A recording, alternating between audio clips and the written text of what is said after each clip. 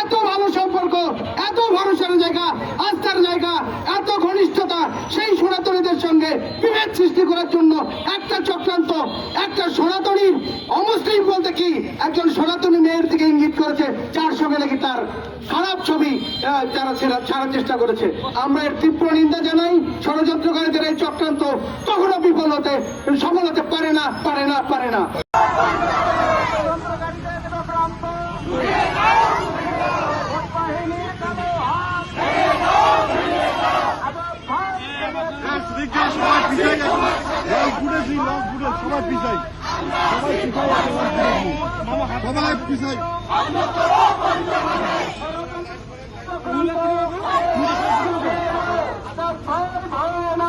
আমরা আছি তোমার সাথে।